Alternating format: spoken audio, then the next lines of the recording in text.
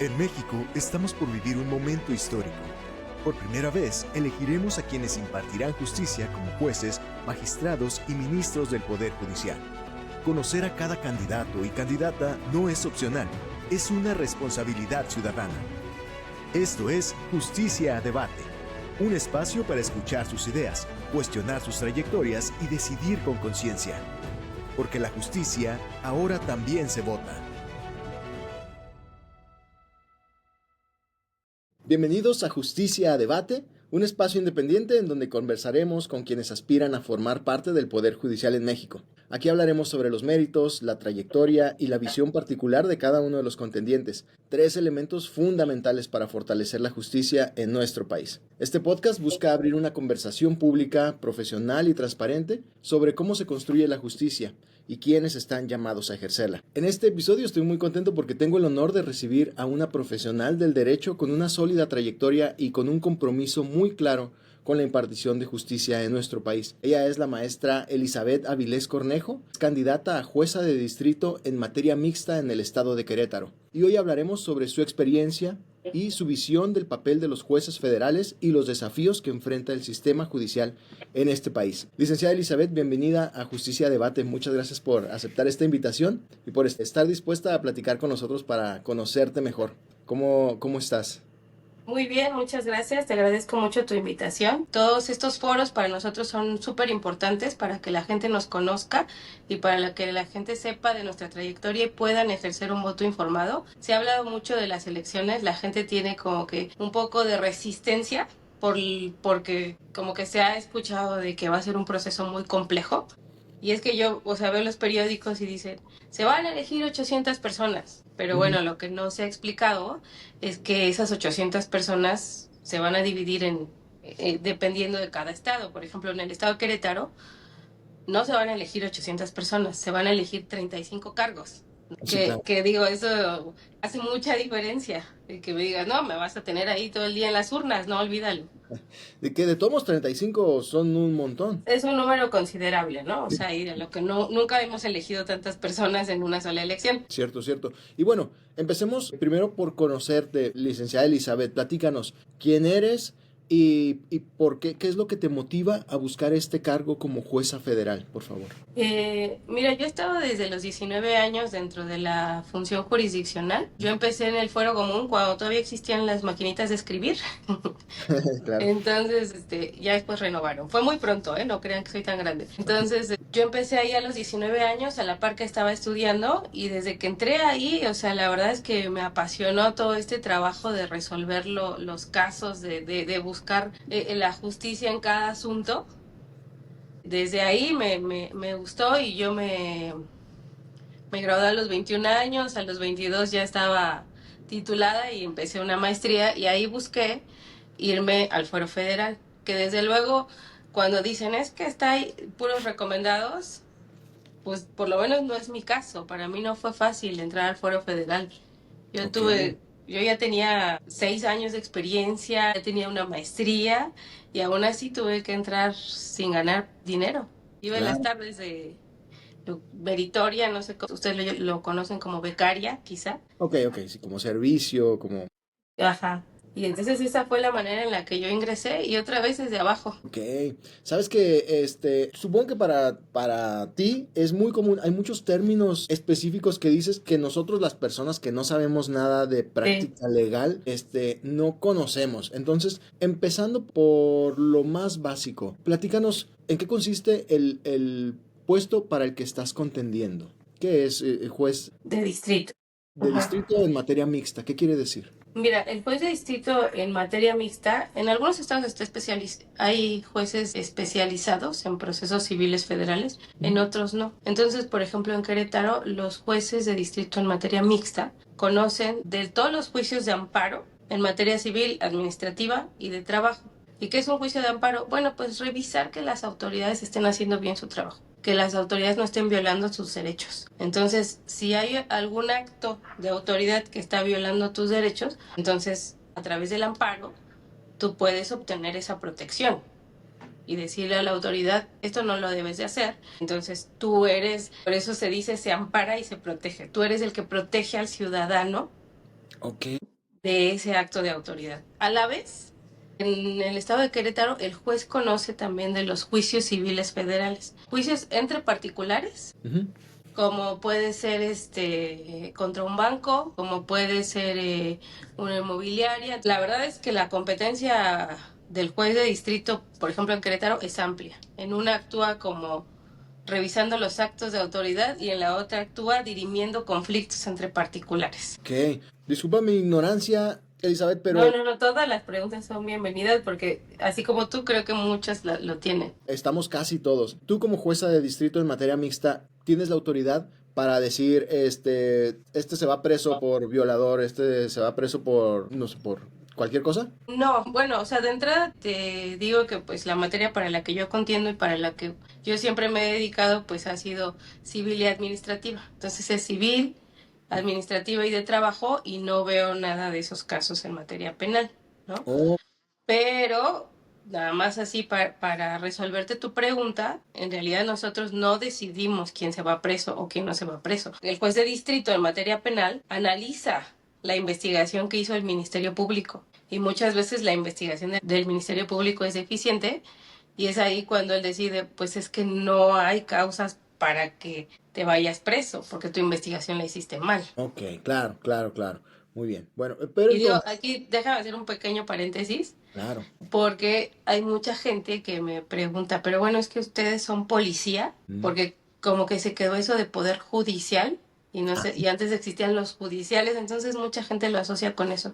Entonces sí quiero aclarar que nosotros no tenemos nada que ver con la función policial, con la persecución de los delitos, con la investigación de los delitos, absolutamente nada. Solamente hacemos que las leyes se cumplan. Perfecto. Y de ahí viene el término judicial, de lo jurídico. Exactamente. Perfecto. Ok. Elizabeth, platícame, ¿qué significa para ti la justicia federal? ¿Cuál consideras que es la principal diferencia con los otros niveles del sistema judicial? Pues lo es todo. Lo que pasa es que la justicia federal, su principal función, ya te dije que también desarrolla otras, pero su principal función es proteger los derechos humanos de las personas. Entonces, nosotros tenemos ese deber de blindar al sistema, digamos, y de impedir que se cometan actos arbitrarios por parte de la autoridad. Por eso mucha gente dice que el Poder Judicial es un árbitro, porque, o sea, el Poder Legislativo crea las leyes, el Poder Ejecutivo las ejecuta, pero nosotros blindamos el sistema para ver que esas leyes y esos actos no estén violando tus derechos y no estén siendo arbitrarias. Claro. Aparte de todo, pues bueno, en algunos casos, pues es un órgano terminal. Hay ciertos casos en donde ya lo que dice un juez federal o un tribunal colegiado, ya no hay vuelta atrás. Entonces es muchísima responsabilidad estar resolviendo esos casos porque sabes que ya estás definiendo la vida de una persona. Totalmente, claro. Entonces está muy interesante porque tu puesto, el papel del juez es estar en medio justamente y como dices, defender y asegurar que se ejerzan los derechos humanos. Exactamente. Y bueno, últimamente también se ha abierto mucho la brecha para proteger a los grupos vulnerables, para tratar de equilibrar las relaciones jurídicas que son desiguales, ¿no? Entonces, nosotros ya últimamente pues se ha abierto un campo de estudio muy amplio para nosotros poder juzgar con otra perspectiva los asuntos, porque antes era, no, principio de igualdad son iguales, es que no son iguales, ¿no? Y entonces ya estamos obligados a juzgar con perspectiva de género, con perspectiva de discapacidad y proteger así a los más necesitados, a los más vulnerables, a los adultos mayores, a los niños, más allá de lo que planteen los abogados, ¿no? Porque es que es lo que yo sostengo. La justicia no tiene que ser para quien tiene el mejor abogado, la justicia tiene que ser para todos. Totalmente, que todos tenemos esa noción o todos sentimos eso y tenemos cierto temor porque decimos, hijo, si yo, que soy una persona normal, que trabajo, llego a tener un problema o una injusticia, no voy a tener el dinero para defenderme y no voy a poder tener acceso a un buen juicio. Exactamente, entonces pues creo que el papel del juzgador es advertir cuando existen situaciones de desventaja para verdaderamente poder dictar sentencias justas. Platícame, Elizabeth, ¿qué fue lo que a ti te motivó para postularte como jueza de distrito? ¿Por qué consideras que este es el momento adecuado para ti para asumir este rol? Mira, yo como te comentaba en un inicio, o sea, desde los 19 años estoy dentro de esta función. En el Poder Judicial Federal he pasado por todos los cargos de lo que antes se promovía, que era la carrera judicial. Empecé desde el primer cargo y estoy ahora en un cargo que se llama secretario de tribunal. Y lo que sigue para mí, digamos a nivel escalafón, sería ser juez federal. Pero más allá de eso, pues yo siempre he tenido esa aspiración. ¿Por qué no había contendido anteriormente? Porque la función jurisdiccional demanda demasiado tiempo de ti. O sea, prácticamente tienes que olvidar un poco la vida personal y yo tenía un niño pequeño que, bueno, es un proyecto igual de importante o más importante, ¿no? Entonces, durante esos años yo dije, bueno, creo que ahora no puedo con los dos cargos y ya mi niño tiene 7 años y dije, bueno, es el momento oportuno para hacerlo. Las reglas del juego cambiaron y para todos ha sido bien complicado, ¿no? Porque la mayoría de los que estábamos o estamos en el Poder Judicial, pues nuestro perfil nunca ha sido ser una figura pública, ¿no? Nuestro perfil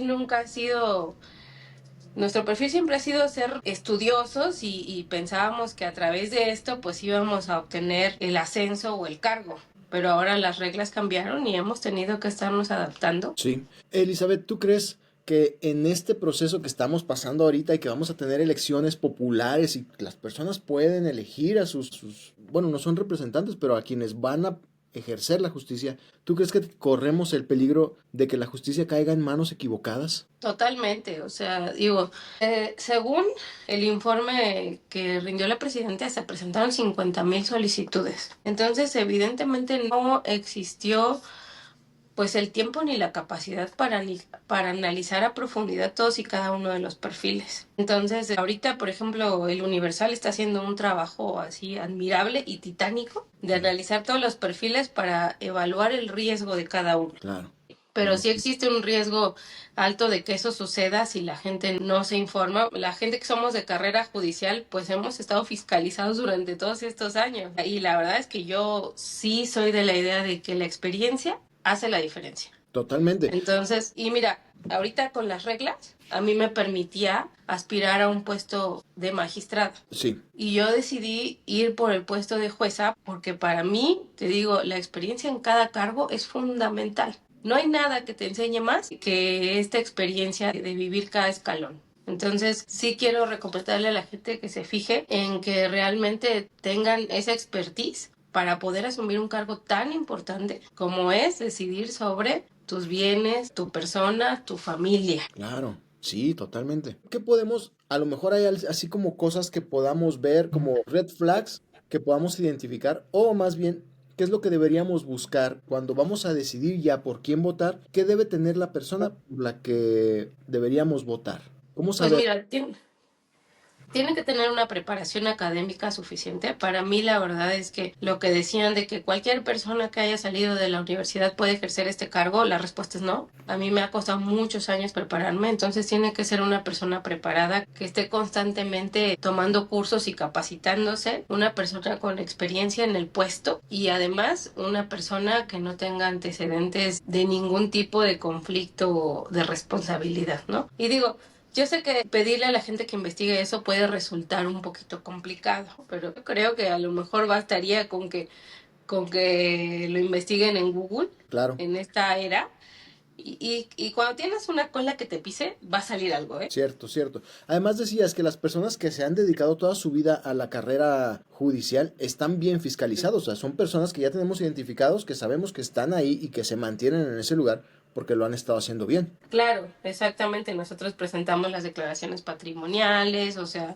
que es evidente que no nos estemos enriqueciendo con un puesto de manera ilícita, o sea, como que además tenemos la fiscalización por parte del consejo, hay requisitos para ingresar, tienes que presentar una carta de la PGR, en donde no hay antecedentes penales, entonces, digo, ese puede ser un filtro bastante interesante porque ya de antemano sabes que si es una persona que lleva 20 años en el mismo puesto, es porque lo ha mantenido. Claro, y tiene toda esa experiencia además. El conocimiento, la experiencia, claro. Exacto, y realmente pues sí se presume la probidad. Sí, sí, sí, sí. Elizabeth, ¿cuál dirías que es, además de todo este proceso de elecciones, ahorita cuál es el principal reto de la justicia en México? Pues mira, yo pienso que el principal reto de la justicia es que sea más cercana a la gente. Justamente esta reforma fue muy apoyada porque la gente lo siente como algo distante.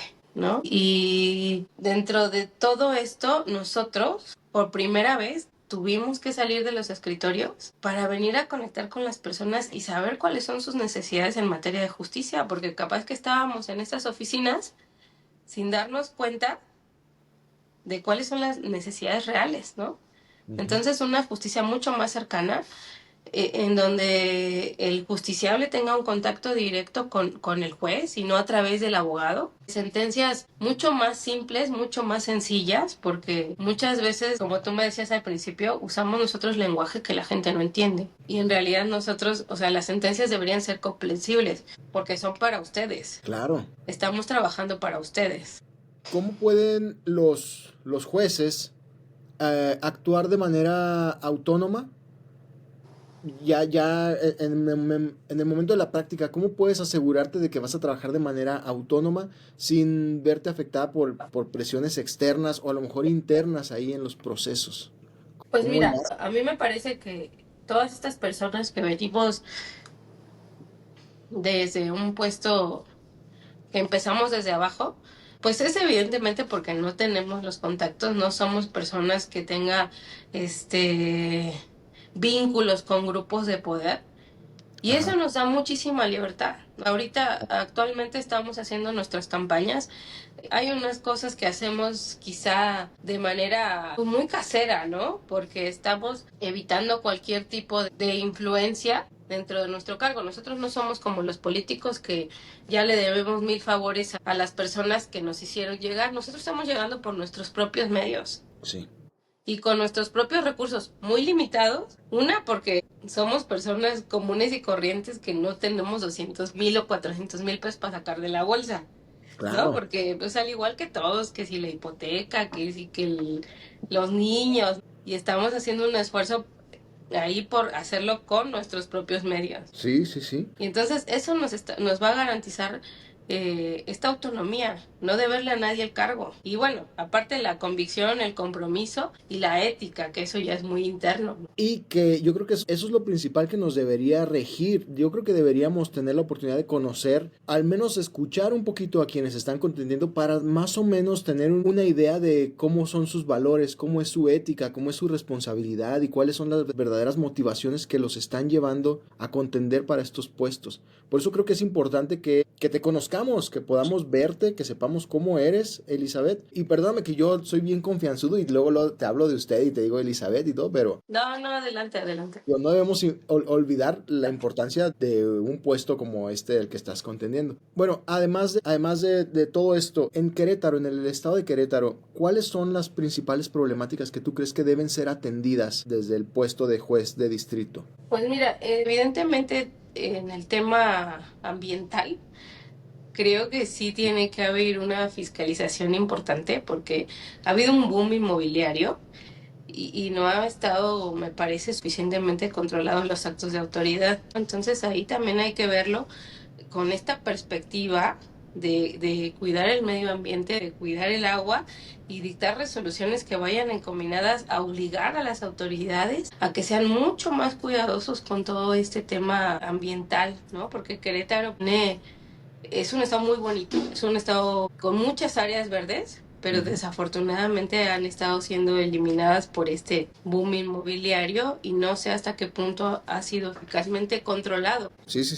Okay. Es importante atender estos entornos, todo el aspecto del medio ambiente. No estoy seguro si tú desde tu puesto puedes atender también cuestiones como derechos de los animales, que ahorita es un tema súper controversial.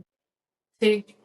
¿Hay participación en esos temas? Sí hay participación. De hecho, no sé si escuchaste la noticia de que hace unas semanas interrumpieron una corrida de toros, justamente en virtud de un amparo, en donde más allá de que tengas los permisos, pues debía prevalecer los derechos de los animales, ¿no? A no ser maltratados y pues con un fin pues meramente por diversión del ser humano, ¿no? Sí, Y la Corte ha emitido muchísimos criterios. Recientemente, esta semana, emitió un criterio en el que dijo, bueno, la crueldad excesiva se tiene que castigar como un delito mayor. Ok.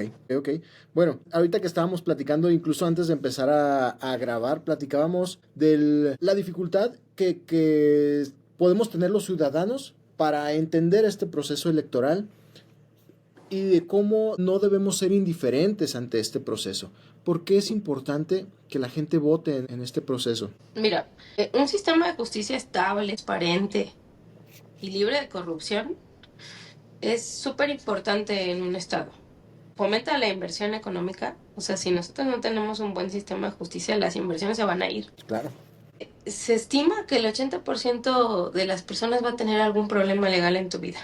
Entonces, es muy probable que tú caigas ahí, en Claro. algún juzgado. Entonces, cuando te dé flojera ir a votar, piensa qué juez vas a querer que resuelva con quién se van a quedar tus hijos. Y este proceso se le dejó básicamente la responsabilidad súper grande a los ciudadanos de elegir a los mejores perfiles. Entonces, está en sus manos que este proceso pueda llegar a ser un éxito. Y si no hay participación, pues evidentemente la elección se la vas a dejar a otros. Y cuando tengas un problema legal, o en 8 años que veas que el sistema está hecho pedazos y la economía también, creo que sí vamos a decir, híjole, ¿por qué no nos interesamos en esto? Y yo sé que es difícil, la verdad lo entiendo, y yo sé que es bien complicado y